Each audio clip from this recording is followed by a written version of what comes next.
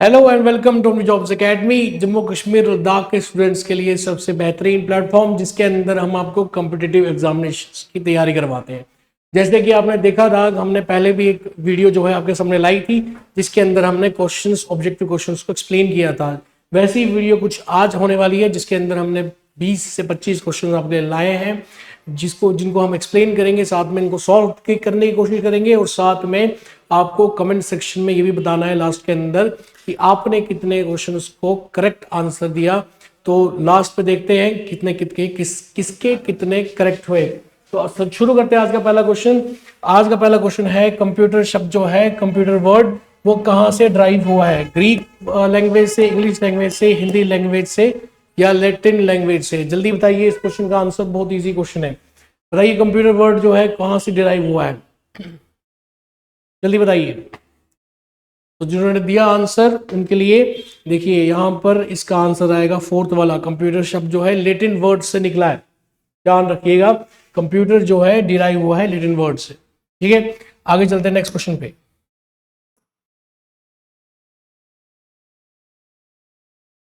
चलिए, input, output और processing devices grouped. देखिए इस क्वेश्चन का क्या अर्थ है, क्या मतलब है। इनपुट, आउटपुट और प्रोसेसिंग डिवाइस जब उसको हम ग्रुप करते हैं तो क्या बनता है, कौन सी डिवाइस बनती है? अभी तक हमने इनपुट, आउटपुट, स्टोरेज, मेमोरी सब कुछ पढ़ा। जल्दी बताइए, उसके बिहाफ पे आपको फटाफट इस क्वेश्चन का आंसर देना पड़ेगा जल्दी। कौन सा mobile device, information processing cycle, circuit board या कंप्यूटर सिस्टम? देखिए अभी तक हमने इन्हीं चीजों के बारे में पढ़ा। इनपुट के बारे में पढ़ा, इनपुट यूनिट के बारे में पढ़ा है ना, मेमोरी यूनिट के बारे में पढ़ा, सब कुछ पढ़ा, स्टोरेज पढ़ा। बताइए फटाफट क्वेश्चन का आंसर। इस क्वेश्चन का आंसर होगा fourth, computer system. Computer system के अंदर इनपुट, आउटपुट और उसके बाद प्रोसेसिंग डिवाइसेस भी कनेक्टेड होते हैं। समझ में आया आपको? ठीक है, बहुत इजी क्वेश्चन था। आगे चलते हैं।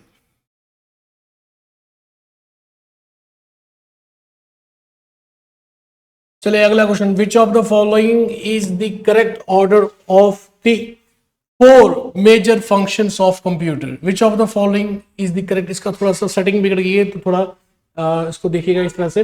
विच of the following is the correct order of the four major functions of computer?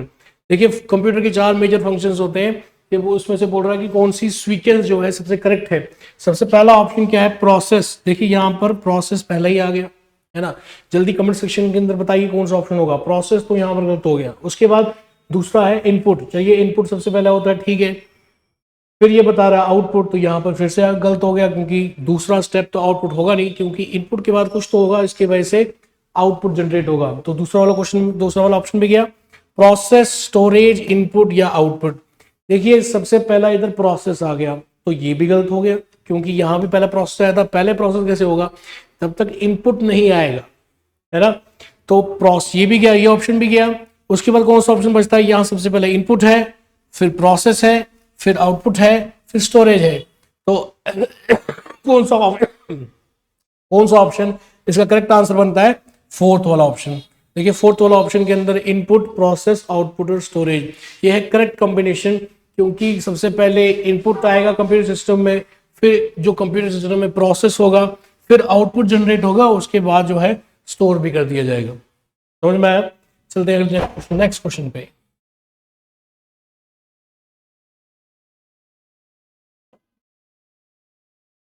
ठीक है, तो यहां पर क्या बता रहा है ये? Collection of the data and converting it to information is called. देखिए बहुत ही इंपॉर्टेंट चीज है, डेटा को कन्वर्ट करना है किसमें? इंफॉर्मेशन में। उसको क्या बोलते हैं? उसको प्रोसेसिंग बोलते हैं, उसको कंपाइलिंग बोलते हैं, उसको इंपोर्टिंग बोलते हैं या उसको एक्सपोर्टिंग बोलते हैं? जल्दी जल्दी बताइए। देखिए डेटा को इंफॉर्मेशन में कन्वर्ट करना है तो उस प्रोसेस को क्या कहा जाता है? जल्दी फटाफट एक कमेंट सेक्शन के अंदर। देखिए यहाँ पर सबसे पहले एक्सपोर्टिंग तो बिल्कुल नहीं आएगा, एक्सपोर्ट तो हम कुछ कर नहीं रहे। इंपोर्टिंग भी नहीं आएगा, इसमें इंपोर्टिंग तो होता नहीं। कोई चीज़ इंपोर्ट नहीं हो रही, कोई चीज़ एक्सपोर्ट नहीं हो रही। बट यहाँ पे कंपाइलिंग ये अलग प्रोसेस है, ये भी गया। तो सबसे पहले क्या आया इसमें? कौन सा ऑप्शन करेक्ट आएगा? That is processing. प्रोसेसिंग के दौरान जो है डेटा को इंफॉर्मेशन में कन्वर्ट कर दिया जाता है। ये देखिए दो चीजें हैं, जो चीजें हैं याद रखिएगा, एक डेटा और एक इंफॉर्मेशन। समझ में आया आपको? कंप्यूटर सिस्टम में जब इनपुट आता है तो वो डेटा जाता है इनपुट में, डेटा को प्रोसेस किया जाता है और जो आउटपुट आता है कंप्यूटर सिस्टम में वो आता है इंफॉर्मेशन। तो कहने का मतलब है डेटा को प्रोसेस किया जाता है और इंफॉर्मेशन में कन्वर्ट कर दिया जाता है। स्पेशली अगर मैं बात करूं कंप्यूटर सिस्टम और डिजिटल डिवाइसेस में, जहां भी डेटा काम है, डेटा को इनपुट के बाद डेटा को प्रोसेस के दौरान जो एक इंफॉर्मेशन निकलती है, कुछ आउटपुट निकलता है, मीनिंगफुल आउटपुट, उसको कहा जाता है इंफॉर्मेशन। तो इसका करेक्ट आंसर होगा पार्ट ए, फर्स्ट वाला। चलिए अगले क्वेश्चन। चलिए पांचवा क्वेश्चन है यहाँ पे, कंप्यूटर कैन नॉट परफॉर्म। देखिए सबसे इजी क्वेश्चन है, इसमें तो कुछ करने की जरूरत नहीं। देखिए यहाँ पे कंप्यूटर बोलता है कि क्या चीज परफॉर्म नहीं कर सकता। इनपुट तो वो बिल्कुल इनपुट ही पढ़ रहे हैं, अभी तक हम इनपुट करता है वो आउटपुट भी जनरेट होता है। देखिए प्रोसेसिंग भी होता है, इससे पहला क्वेश्चन प्रोसेसिंग के ऊपर था, तो एक ही बचता है, बोलते हैं थिंकिंग। उसका करेक्ट आंसर होगा तीसरा वाला पार्ट। ठीक है, बहुत इजी क्वेश्चन था, आगे चलते हैं।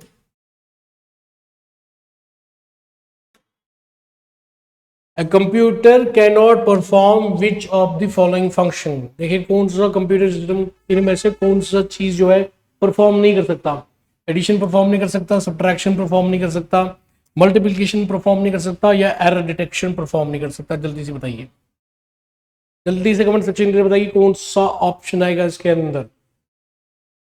फोर्थ वाला। क्यों?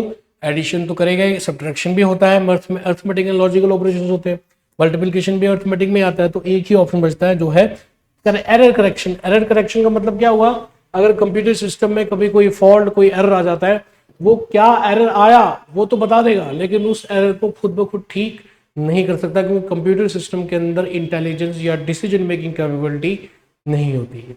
और मैं आपको आगे चलते हैं।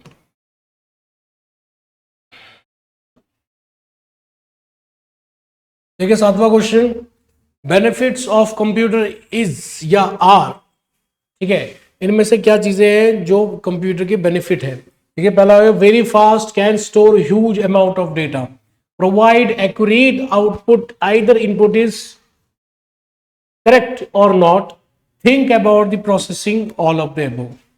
जल्दी बताइए कमेंट सेक्शन के अंदर क्या इसका आंसर होगा। इस कमेंट सेक्शन के अंदर जल्दी बताइए। देखिए सबसे पहले तो थिंक अबाउट द प्रोसेसिंग, तो यहाँ पे थिंक शब्द आया, थिंक तो वो कर ही नहीं सकता, उसके अंदर तो इंटेलिजेंस ही नहीं है, आई क्यों नहीं है, तो थिंक सोचेगा कहाँ से वो। ठीक है ना, तो तीसरा वाला गया वहीं पे। तो अगर तीसरा वाला गया तो ऑल ऑफ द वो तो वैसे ही चला गया, है ना, दो ऑप्शन गए। ठीक है, उसके बाद अब वेरी फास्ट, अब यहां पर एक चीज लिखी हुई है, बोल रहा है provide accurate output, either input is correct और नॉट। तो कहने का मतलब है इनपुट अगर मैंने इनकरेक्ट दिया, इनपुट मैंने इनकरेक्ट दिया, क्या आउटपुट भी बिल्कुल करेक्ट आएगा? नहीं। अगर मैंने इनपुट इनकरेक्ट दिया है तो आउटपुट भी इनकरेक्ट ही आएगा। अगर मैंने दिया है सपोज फॉर एग्जांपल कोई भी, यहां में दिया है 4, ठीक है, 4 के बाद दिया हुआ है सपोज +W, इस तरह से,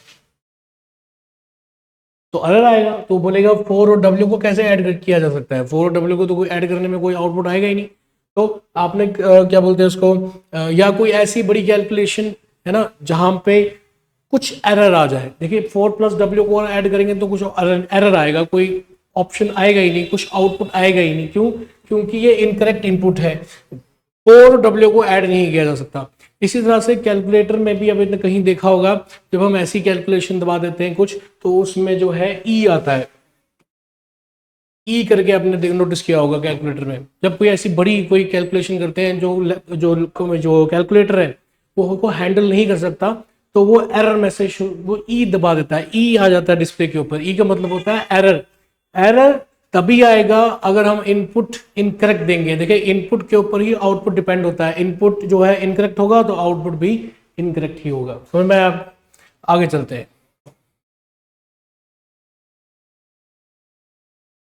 8वां क्वेश्चन, कलेक्शन ऑफ, देखिए यहाँ पर गौर कीजिए, SBI PO 2015 में ये क्वेश्चन पूछा गया था। Collection of unprocessed item. Unprocessed item क्या चीज होती है? इंफॉर्मेशन, डेटा, मेमोरी, रिपोर्ट्स, या नन ऑफ दिस। जल्दी बताइए कमेंट सेक्शन के अंदर क्या आएगा इसका, जल्दी। Information, data, memory, reports, none of these. देखिए यहाँ पर नन ऑफ दीज तो बिल्कुल नहीं आएगा, नन ऑफ दीज तो इसमें तो कोई ना कोई ऑप्शन तो आएगा ही। पहले हम चेक करते हैं बाकी 4 ऑप्शंस। रिपोर्ट्स कोई लेना देना नहीं है ना, अनप्रोसेस्ड आइटम्स। उसके बाद मेमोरी, मेमोरी और अनप्रोसेस्ड आइटम को कोई लेना, मेमोरी तो ये स्टोर करने में काम आती है ना, चाहे वो अनप्रोसेस्ड है चाहे वो प्रोसेस्ड है। चलिए डेटा और इंफॉर्मेशन में से कोई एक आएगा। अभी मैंने थोड़ी देर पहले बोला कि मीनिंगफुल आउटपुट, मीनिंगफुल आउटपुट मतलब इंफॉर्मेशन, और पहला जो उसका ऑप्शन था डेटा, उसका हमने देखा था डेटा का मतलब होता है रॉ फिगर्स, मतलब अनप्रोसेस्ड डेटा। तो याद रखिए जो कलेक्शन ऑफ अनप्रोसेस्ड आइटम होता है उसको बोलते हैं डेटा। ठीक है, इंफॉर्मेशन तो बिल्कुल नहीं, क्योंकि इंफॉर्मेशन जो है मीनिंगफुल आउटपुट होता है कंप्यूटर सिस्टम का। तो यहां पर आपका ऑप्शन क्या आएगा? 2, जिसको बोलते हैं डेटा। आगे चलते हैं।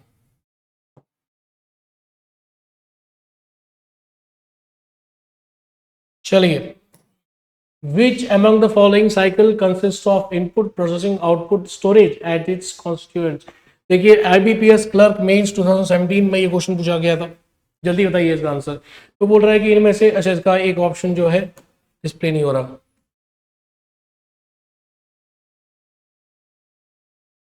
ठीक है, इसका मैं यहाँ पे लिख देता हूँ। इसका 4th ऑप्शन है स्टोरेज, ठीक है ना।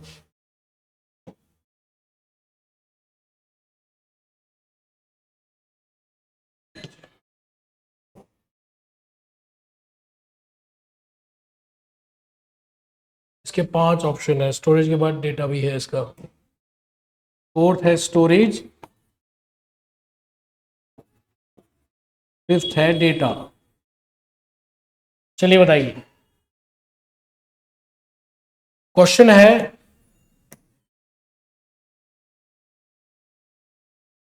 विच अमंग द फॉलोइंग,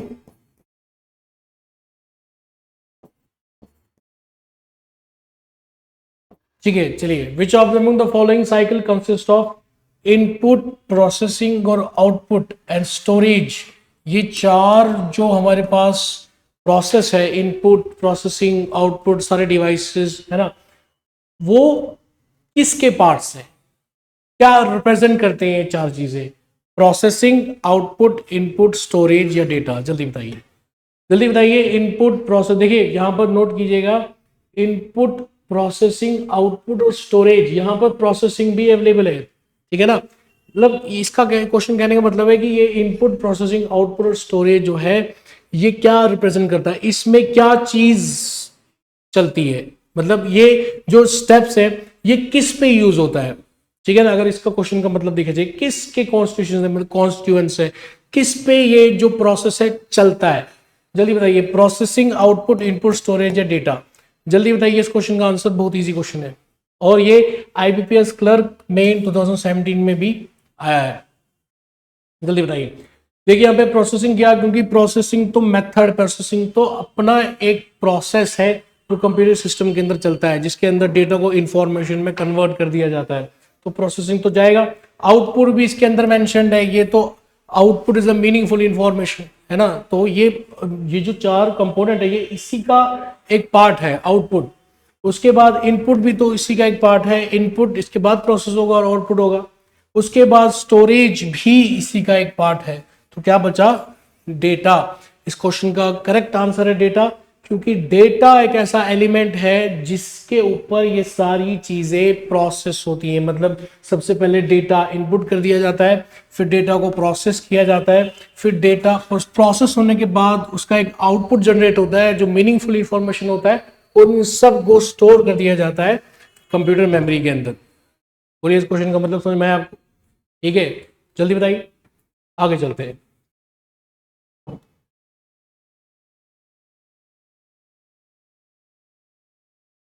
चलिए 10वां question.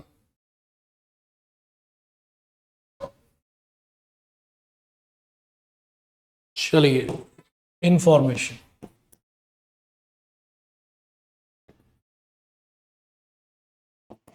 Dash is the data that has been organized and presented in the meaningful fashion. जल्दी बताइए, quick, dash is the data that has been organised and presented in a meaningful information. IBPS clerk में 2017 का question है ये, जल्दी बताइए। Meaningful, देखिए organise लिखा हुआ है, ठीक है, मीनिंगफुल लिखा हुआ है, बिल्कुल इजी क्वेश्चन है, जल्दी बताइए। इसको होगा करेक्ट ऑप्शन 4, क्योंकि information is the meaningful and arrangement of the information, the output generated by computer system. तो मीनिंगफुल और ऑर्गेनाइज्ड बोलते हैं उसको, जो डेटा है उसको ऑर्गेनाइज्ड वे में प्रोसेस किया जाता है और एक आउटपुट जनरेट होता है जिसको बोलते हैं हम इंफॉर्मेशन। समझ में आया आपको? उसका करेक्ट ऑप्शन है 4। आगे चलते हैं।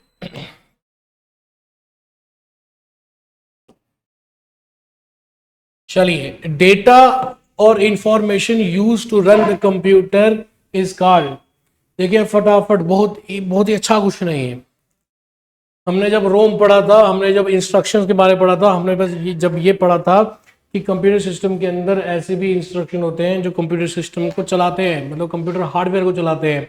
उन जो इंस्ट्रक्शन से ये पता चलता है कंप्यूटर सिस्टम को पता चलता है इसको काम कैसे करना है। तो वो इंस्ट्रक्शन कहाँ स्टोर रहते हैं, और एक वीडियो में बीच में एक नाम भी लिखा था मैंने, उसको क्या बोलते हैं, जल्दी बताइए। डेटा और information use to run the computer system. Computer system को चलाने के लिए डेटा, इंस्ट्रक्शन, इंफॉर्मेशन जो यूज होता है उसको क्या बोलते हैं? हार्डवेयर, सीपीयू, पेरिफेरल या नन ऑफ दीज।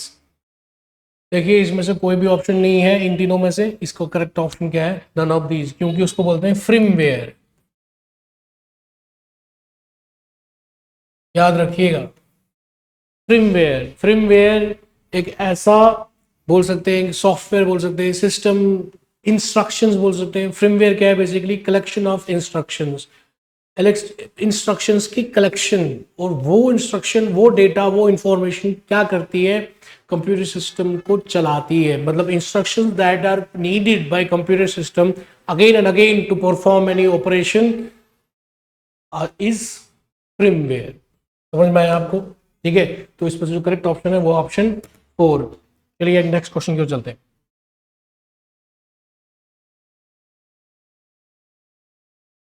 चलिए, आईबीपीएस क्लर्क में 2017 का क्वेश्चन ये, ठीक है। क्या क्वेश्चन है? The steps and tasks needed to process data such as responses to questions और click in an icon are done by. जल्दी बताइए। ये बोल रहा है कि ऐसे स्टेप्स और टास्क्स, ठीक है, स्टेप्स और टास्क को परफॉर्म करने के लिए या डेटा को प्रोसेस करने के लिए, जैसे लाइक क्वेश्चंस या कंप्यूटर सिस्टम का मॉनिटर है, उस पर अगर मैं आइकन पे क्लिक किया, कोई टास्क परफॉर्म किया, कोई गाना चलाया, है ना, प्रेजेंटेशन ओपन की, तो वो किससे परफॉर्म होता है? वो कौन करता है? इज डन बाय, किससे, कौन परफॉर्म करता है वो? जल्दी बताइए। The operating system, the system unit, application software, the hardware unit. जल्दी बताइए। देखिए कंप्यूटर सिस्टम के आइकन पे क्लिक कर दिया, गाना चला दिया, सॉफ्टवेयर चला दिया, गेम चला दिया, मतलब कंप्यूटर सिस्टम में हम कुछ काम कर रहे हैं, टाइपिंग कर रहे हैं, कुछ कर रहे हैं, है ना, वो सारे काम जो है कौन परफॉर्म करके देता है हमको? जल्दी बताइए। हार्डवेयर तो बिल्कुल नहीं देता है। क्यों? क्योंकि हार्डवेयर तो एक्सटर्नल डिवाइस है जिसके थ्रू हम कंप्यूटर सिस्टम के साथ इंटरैक्शन करते हैं। अब माउस से हमने क्लिक किया, लेकिन हार्डवेयर के अंदर का अगर सॉफ्टवेयर ही नहीं होगा तो हार्डवेयर काम नहीं करेगा, है ना। कंप्यूटर सिस्टम में मैंने माउस से क्लिक किया, लेकिन कोई तो है जो उस क्लिक को समझता है। खाली माउस काम नहीं करेगा, है ना, खाली कीबोर्ड काम नहीं करेगा, कोई तो है अंदर जो माउस के क्लिक या कीबोर्ड के ऊपर जो बटन है उसको प्रेस करने के बाद कोई तो ऐसी चीज है जो उस चीज को समझता है और प्रोसेस करता है। बताइए जल्दी कौन क्या आंसर आएगा इसका?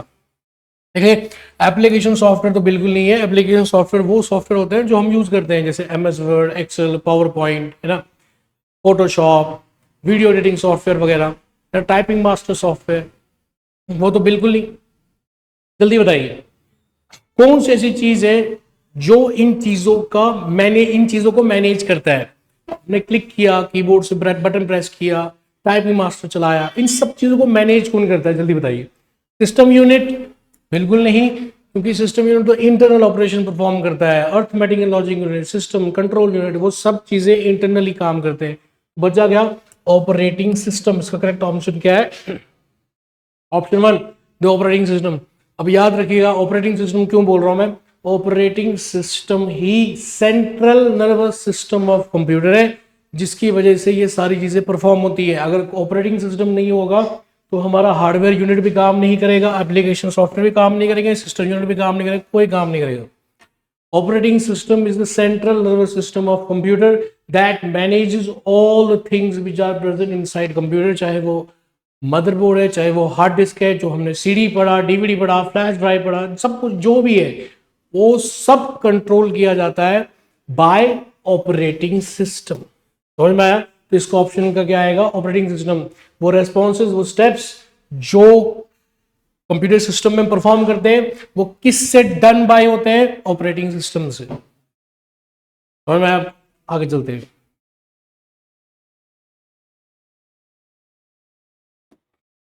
चलिए अगला question. The earliest calculating device is, calculating device, देखिए कैलकुलेटर है, अबेकस है, डिफरेंस इंजन है, एनालिटिकल इंजन है। देखिए डिफरेंस एंड एनालिटिकल इंजन अलग चीज है, ये पहले किसी ने बनाए थे, ठीक है, जो कैलकुलेशन के काम आते थे, है ना।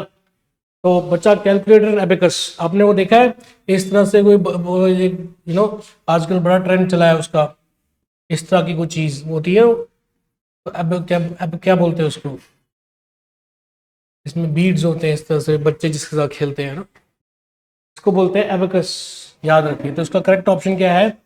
2 एबेकस। एबेकस एक ऐसा कैलकुलेटिंग, बहुत पुराना कैलकुलेटिंग डिवाइस है, कंप्यूटर और कैलकुलेटर जो हमारे पास अभी है उससे भी पहला, जो यूज किया जाता था फॉर किसके लिए? कैलकुलेशंस के लिए। समझ में आया आपको? तो इसका करेक्ट ऑप्शन है एबेकस। आगे चलते हैं।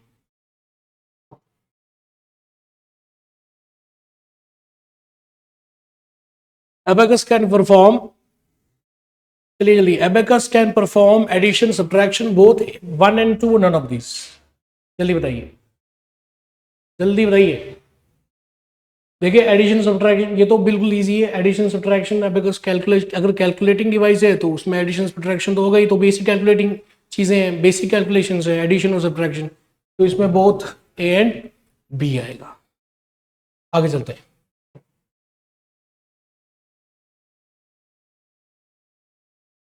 चलिए एसएससी सीजीएल 2015 में और यूपीएसएससी 2016 में ये क्वेश्चन पूछा गया था। Which of the following is known as father of computer? जल्दी बताइए, बहुत इजी है, बच्चों को ही पता होता है, सेकंड क्लास से पढ़ते हैं हम। जल्दी बताइए, कितना आसान क्वेश्चन एसएससी सीजीएल में आया था 2015 में, जल्दी बताइए। हाँ जी, Charles Babbage. Charles Babbage is the father of modern computer, जिन्होंने जो है जो अभी हमारे पास कंप्यूटर है, स्टार्टिंग में सबसे पहला कंप्यूटर बनाया था जो कैलकुलेशंस के काम आया था। आगे चलते हैं।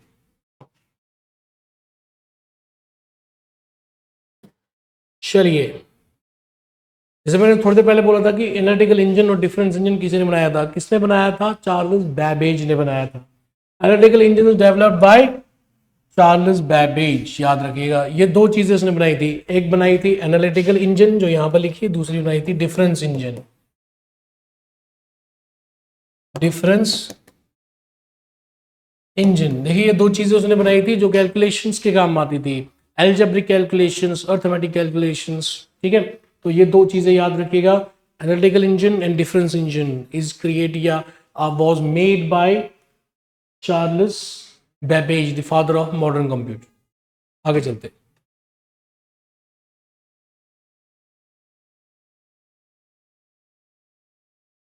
चलिए एसएससी सीजीएल 2018 का question, Who among the following created the electronic discrete variable automatic computer? देखिए फटाफट इसको, इसका एक फुल फॉर्म भी लिखिए कॉपी के ऊपर, नोट डाउन कीजिए, देखिए बहुत इंपॉर्टेंट है। EDVAC, इसकी full form electronic discrete variable automatic computer, ठीक है। अब किसने बनाया था ये? एसएससी सीजीएल 2018 का क्वेश्चन। जल्दी फटाफट बताइए इसका आंसर, जिसको पता होगा जल्दी बताइए किसने बनाया था। इस क्वेश्चन का आंसर है ऑप्शन 4, जॉन वॉन न्यूमैन, ठीक है। स्टार्टिंग में हमने पढ़ा था कंप्यूटर आर्किटेक्चर, उसमें बताया था हमने 1945 के अंदर जो है जॉन वॉन न्यूमैन ने पहली बार कंप्यूटर ऑर्गेनाइजेशन का, कंप्यूटर आर्किटेक्चर का कॉन्सेप्ट लाया था। तो electronic discrete variable automatic computer किसने बनाया था? अब इसकी एक खासियत थी, यहां पर देखिए यहाँ लिख रहा है with a memory to hold both a stored program as well as data. देखिए ये बहुत इंपॉर्टेंट चीज है कि ये एक ऐसी डिवाइस थी जिसके अंदर जो है मेमोरी थी जो स्टोर कर सकती थी प्रोग्राम भी और डेटा भी, जो आज का मॉडर्न कंप्यूटर करता है। मॉडर्न कंप्यूटर के अंदर क्या है, मेमोरी के अंदर इंस्ट्रक्शंस है जिनकी वजह से कंप्यूटर सिस्टम चलता है, अब वो भी मेमोरी के अंदर स्टोर है, और जो डेटा जिसके ऊपर प्रोसेस होता है वो भी मेमोरी के अंदर स्टोर किया जाता है। तो कहने का मतलब है ये जो electronic discrete variable automatic computer था, ये एक ऐसा कंप्यूटर लाया था किसने, जॉन वॉन न्यूमैन ने, जो दोनों चीजें को स्टोर करता था, प्रोग्राम्स को भी स्टोर करता था और डेटा को भी स्टोर करता था। और मैं आपको बहुत इजी क्वेश्चन, देखिए एसएससी सीजीएल 2018 क्वेश्चन, आगे चलते हैं।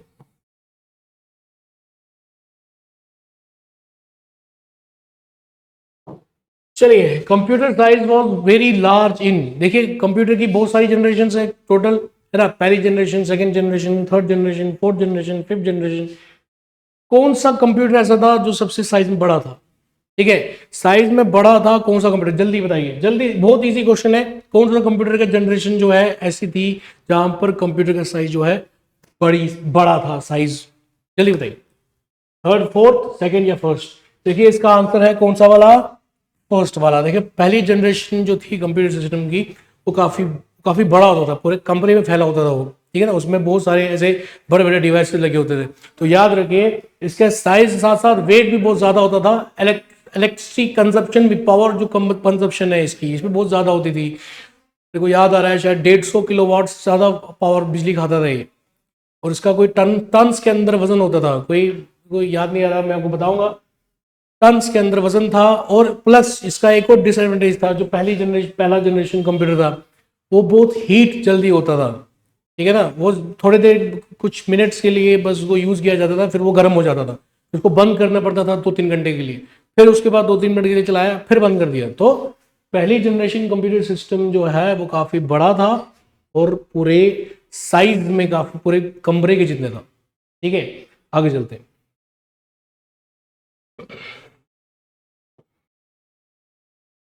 चलिए, first generation computer was based on transistors, conductors, ICs या वैक्यूम ट्यूब्स। देखिए बहुत, मुझे लगता है ये क्वेश्चन बहुत इंपॉर्टेंट है, कभी आ सकता है। तो first generation computers were based on किस पे, ट्रांजिस्टर टेक्नोलॉजी पे, कंडक्टर्स पे, आईसीज या वैक्यूम ट्यूब। जल्दी बताइए इस क्वेश्चन का आंसर, बहुत ही इजी क्वेश्चन है, बहुत ज्यादा इजी क्वेश्चन, फटाफट बताइए। देखिए आईसीज जो है, आईसी को फुल फॉर्म होती है इंटीग्रेटेड सर्किट्स। सर्किट्स जो अभी के सर्किट्स इलेक्ट्रॉनिक डिवाइसेस में लगे होते हैं, तो ये तो बिल्कुल नहीं आएगा, है ना, पहली जनरेशन तो काफी पुरानी थी। कंडक्टर्स ये तो अलग ही चीज है, ठीक है, इसका उसके साथ कोई लेना नहीं। ट्रांजिस्टर्स, देखिए ये सेकेंड जनरेशन में आए थे ट्रांजिस्टर्स, सेकेंड जनरेशन में ट्रांजिस्टर्स का यूज हुआ था, थर्ड जनरेशन में आईसीज का यूज हुआ था, ठीक है। तो कौन बचा फिर, वैक्यूम ट्यूब्स। याद रखिए पहली जनरेशन में वैक्यूम ट्यूब्स का यूज हुआ था, दूसरी जनरेशन में आईसीज का यूज हुआ, सॉरी ट्रांजिस्टर्स का यूज हुआ था, तीसरी जनरेशन में आईसीज का यूज हुआ था, इंटीग्रेटेड सर्किट्स, और चौथी जनरेशन में फिर वीएलएसआईसी या एलएसएसआई टेक्नोलॉजी। मतलब कहने का मतलब है कि चीजें ज्यादा क्वांटिटी में कंप्यूटर सिस्टम के अंदर फीड होने लगी। देखिए आईसी होता है इंटीग्रेटेड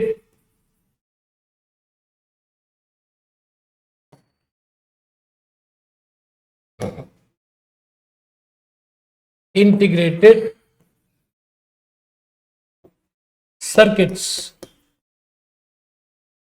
इंटीग्रेटेड सर्किट्स, इनको हम सिलिकॉन सर्किट्स भी कहते हैं, ठीक है, सिलिकॉन सर्किट्स, ठीक है। तो क्या होता था, जब इंटीग्रेटेड सर्किट्स का यूज थर्ड जनरेशन में यूज हुआ, फिर जो फोर्थ जनरेशन थी कंप्यूटर सिस्टम की, थर्ड जनरेशन में अगर फॉर एग्जांपल 18,000 ट्रांजिस्टर का यूज हुआ था, 18,000 सर्किट्स का यूज हुआ था, तो होता क्या था कि एक सर्किट के अंदर बहुत सारे कंपोनेंट जो है लगे होते थे। तो अगर एक सर्किट के अंदर सपोज 18,000 ट्रांजिस्टर या 18,000 रेजिस्टर लगा दिए, सपोज जो अगली जनरेशन थी फोर्थ जनरेशन, उसके इंटीग्रेटेड सर्किट के अंदर लैक्स में कंपोनेंट्स आने लगे, समझ में आया? तो कंपोनेंट्स, नंबर ऑफ कंपोनेंट्स का डिफरेंस आ गया, खासकर थर्ड और फोर्थ जनरेशन में। थर्ड जनरेशन में आईसी आ गया, इंटीग्रेटेड सर्किट आ गया, इंटीग्रेटेड सर्किट के ऊपर कंपोनेंट्स लग गए। आप थर्ड जनरेशन में अगर सपोज 80,000 कंपोनेंट लगते थे, फोर्थ जनरेशन में 2 लाख कंपोनेंट्स लगने शुरू हो गए। यही मेन डिफरेंस था थर्ड और फोर्थ जनरेशन कंप्यूटर सिस्टम। और मैं आगे चलते,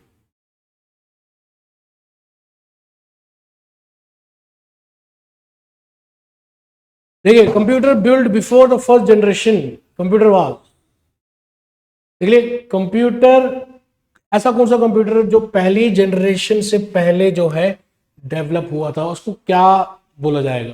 ठीक है, उसको मैकेनिकल कंप्यूटर बोला जाएगा, इलेक्ट्रोमैकेनिकल बोला जाएगा, इलेक्ट्रिकल बोला जाएगा, इलेक्ट्रॉनिक्स बोला जाएगा। चलिए बताइए, उस कंप्यूटर को हम क्या बोलेंगे? मैकेनिकल कंप्यूटर बोलेंगे, इलेक्ट्रोमैकेनिकल, इलेक्ट्रिकल या इलेक्ट्रॉनिक्स? देखिए इलेक्ट्रॉनिक्स अभी की टेक्नोलॉजी है तो ये तो गया, इलेक्ट्रिकल भी नहीं आएगा। इलेक्ट्रिकल डिवाइसेस जैसे पंखा वगैरह होता है उसको इलेक्ट्रिकल डिवाइसेस बोलते हैं। मैकेनिकल तो बिल्कुल नहीं आएगा, इस कंप्यूटर सिस्टम में मैकेनिकल चीजें है नहीं, है ना? तो फिर क्या आएगा? इलेक्ट्रोमैकेनिकल आएगा। मतलब कंप्यूटर सिस्टम की जो पहली जनरेशन थी, पहली जनरेशन से पहले उन कंप्यूटर सिस्टम को कहा जाता था इलेक्ट्रोमैकेनिकल कैलकुलेटिंग डिवाइसेस। क्यों? इलेक्ट्रोमैकेनिकल का मतलब क्या होता है? मैकेनिकल मतलब होता है मूविंग पार्ट्स, है ना? ऐसी डिवाइस, ऐसा चीज जिसके अंदर कुछ ऐसे कंपोनेंट्स लगे हुए हैं जो मूव करते हैं, मैकेनिकल। और इलेक्ट्रो का मतलब क्या होगा? Electronic components. तो मूविंग पार्ट्स के साथ साथ इलेक्ट्रॉनिक कंपोनेंट्स का भी यूज, उन दोनों का कॉम्बिनेशन, जिसको हम बोलते हैं इलेक्ट्रोमैकेनिकल। और मैं आपको आगे चलते हैं, चलिए। First generation computer used dash languages, जल्दी बताइए। फर्स्ट जनरेशन कंप्यूटर सिस्टम में कौन सी लैंग्वेजेस यूज होती थी? Machine assembly, both A and B या हाई लेवल? बोथ 1 एंड 2 या हाई लेवल? जल्दी बताइए। देखिए हाई लेवल लैंग्वेज अभी की लैंग्वेज है, ये तो थोड़ी देर पहले आई है ना? थोड़े साल हो गए। हाई लेवल लैंग्वेज ज़्यादा पुरानी नहीं, ठीक है। अब उसके बाद असेंबली लैंग्वेज, देखिए फर्स्ट जनरेशन कंप्यूटर में देखिए असेंबली लैंग्वेज तो बिल्कुल यूज नहीं होती थी, क्योंकि असेंबली लैंग्वेज जो है इलेक्ट्रॉनिक कंपोनेंट्स को प्रोग्राम करने में काम आती थी, ठीक है। और पहली जनरेशन में तो असेंबली लैंग्वेज बनी भी नहीं थी, हाई लेवल लैंग्वेज तो बिल्कुल नहीं बनी थी। उस टाइम पे तो इतनी टेक्नोलॉजी नहीं एडवांस हुई थी, इतना कुछ पता ही नहीं चला था कंप्यूटर सिस्टम के बारे में कि असेंबली लैंग्वेज और हाई लेवल की हम बात कर सके। तो यहाँ पे बोथ एंड भी तो बिल्कुल ही, तो बचा कौन सा option? Machine language. Computer system में मशीन लैंग्वेज का यूज किया गया था। देखिए आपको मैं एक चीज बताऊं कि जो से कीबोर्ड हमको अभी मिला हुआ है जिसमें हम अल्फाबेट्स लगे हुए हैं, वैसा कीबोर्ड नहीं होता था कंप्यूटर सिस्टम में। अल्फाबेट्स में नहीं, बाइनरी में ही इनपुट दिया जाता था, वो बाइनरी में ही कैलकुलेट करता था और बाइनरी में ही रिजल्ट देता था। पहला वाला कंप्यूटर सिस्टम जो था वो बाइनरी में ही चलता था, उसमें कोई ऐसा नहीं था कि हमने पहले यहाँ पे टू द प्रिंसिपल या द कुछ लिखने के लिए TH द कीबोर्ड से बटन दबाया वो कन्वर्ट होगा फिर आउटपुट दिखाई देगा। हमारी लैंग्वेज में ऐसा कुछ नहीं होता था, वो बाइनरी पे ही काम करता था, ठीक है। इसका आंसर था फर्स्ट वाला। आगे चलते हैं,